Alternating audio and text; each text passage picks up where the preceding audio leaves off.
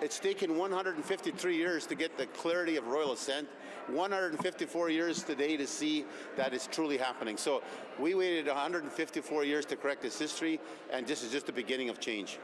To mark the first Louis Riel Day since the Louis Riel Act received royal assent, the Manitoba Métis Federation, in partnership with the Government of Manitoba, held a ceremony to mark the occasion and celebrate the Métis leader and first premier of Manitoba.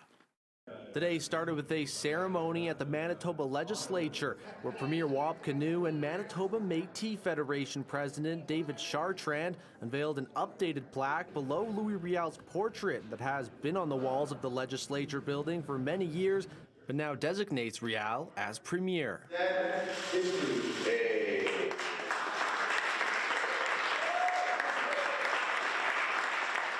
This today is a humongous change in our nation.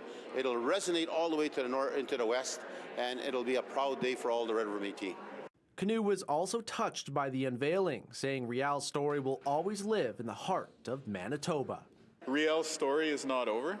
Manitoba's story is not over, and I think there's something inspiring in that for all of us, that, you know, through the ups and downs of our lives individually or even together as a province, we can still keep telling that story in a good way. And the ceremony didn't end there, as it then moved to Riel's gravesite in St. Boniface, with both Chartrand and Kinew placing the signed copy of the Louis Riel Act in front of the gravesite, with over 200 people in attendance. When we visit their gravesite, it's all about how do we remember them in our hearts and our minds going forward. And that's what this recognition of the first Premier of Manitoba is all about. And Chartrand went on to praise Kinew, saying that he kept his word when becoming Premier of Manitoba by introducing legislation to make Riel the first Premier as his first act in office, and says he's optimistic for the future, as the bill not only properly recognizes Riel, but also promises to introduce curriculum to teach the next generation of youth about the impact of Riel's past.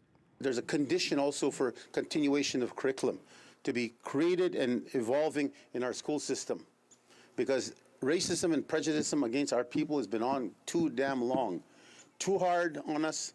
It's been hard ever since they made Riel a traitor and a madman. That resonated to all of our families. In Winnipeg, Mitchell Ringos, City News.